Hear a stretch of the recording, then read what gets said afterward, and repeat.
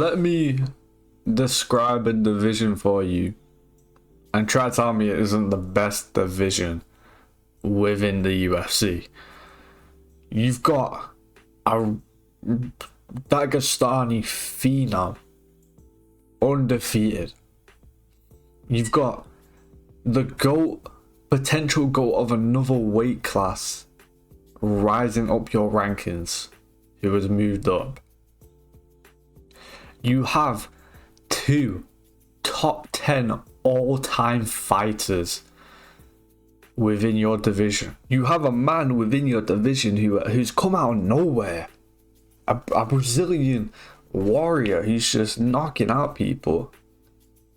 And at the throne, you have a guy who, despite all of the people in his weight class who I've just mentioned, seems unbeatable.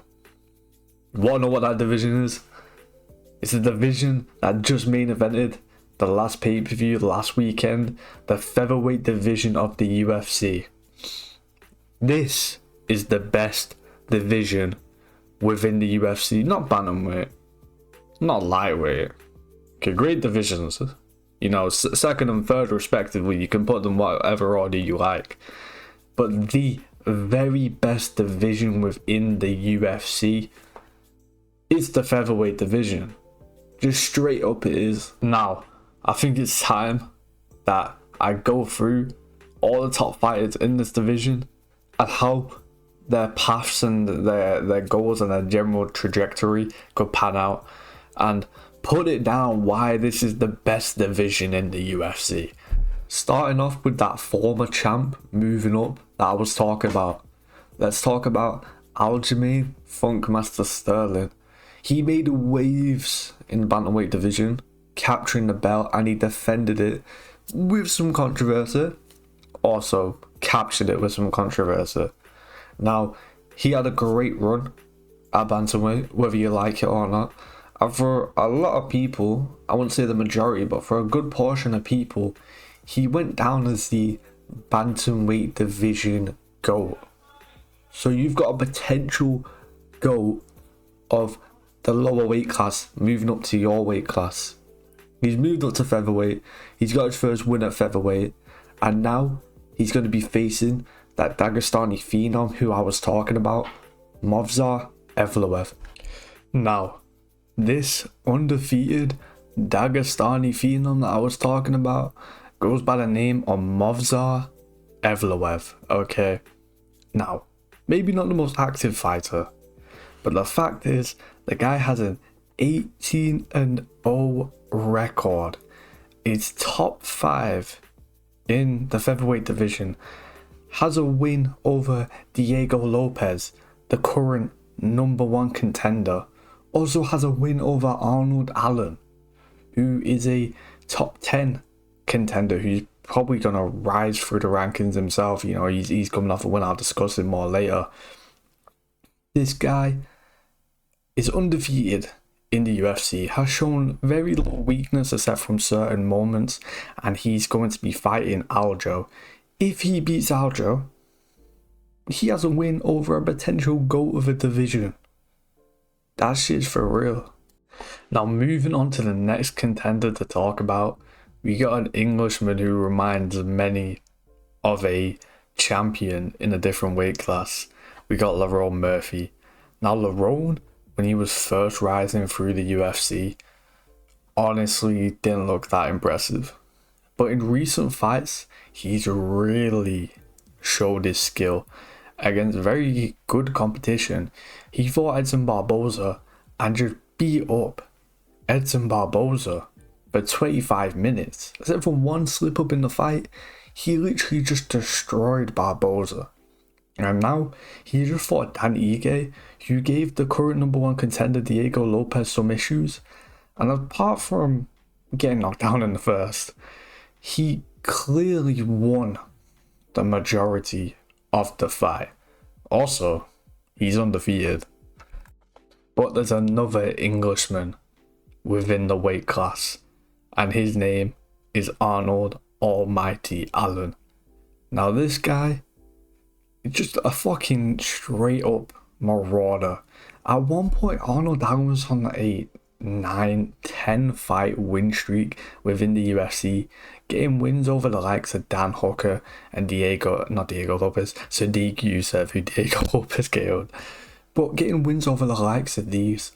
Now, he would share the cage with Max Holloway where it wouldn't go his way, but he did show flashes of brilliance and great potential. And after another setback against Evloev, who, you know, Evloev got saved by the grounded knees rule. Ever since then, he beat up Giga Chikadze, who is a great striker within the featherweight division. Still very young, only being 29 years of age. The future looks extremely bright for Arnold Allen. The next guy is the former interim champion of the featherweight division, Yair Rodriguez. Now, Yair is as flashy and as brilliant as you get within a striker, being able to pull off moves that no one else can do. He just does the weirdest shit imaginable. The things that this guy can do with his legs are literally insane. Like, the danger that Yair presents as a striker is astronomical. He absolutely destroyed Josh Emmett to win the interim belt, and why a bid against Volk didn't go too well, he's still here, and he is coming off a loss against Brian Ortega. But if you think Yair Rodriguez is done, if you think Yair doesn't have it, you're crazy. He's shown that against Josh Emmett, and he even shown that in a losing bid against Max Holloway. Next guy we got is the current #1 contender, Diego Lopes. Possibly sleeper fighter of the year. Like, quite honestly, he's literally the featherweight Charles the Bronx Oliveira. The excitement and the danger that this guy brings to the octagon. He's one of my top 5 favorite fighters. Lost to Evloev in his debut, came in on short notice, but since then he had one of the sickest submissions I've ever saw. Been knocking people out, you know. Fucking had a tough situation at the Sphere, but then bounced back, destroying Brian Ortega over 3 rounds, like literally destroying the guy. Diego Lopes looks like the only guy right now who is a threat to the current champion, Ilya, who we're going to go over later. Now, next up, we got one of the greatest fighters of all time in Alexander Volkanovski. Now, Volk, it's not going too hot for him right now, but it doesn't seem like his skills have diminished. Really, it's just a combination of he did get hit by a hard fucking shot and chin, but the skills are still there. Volk is a top 10 all-time fighter, and you can't say anything else. Possibly the featherweight GOAT, 5 title defenses. Volk is still fucking there, man. Volk is still there. And last but not least, we have Ilia Topuria, who has the best back-to-back wins in the UFC.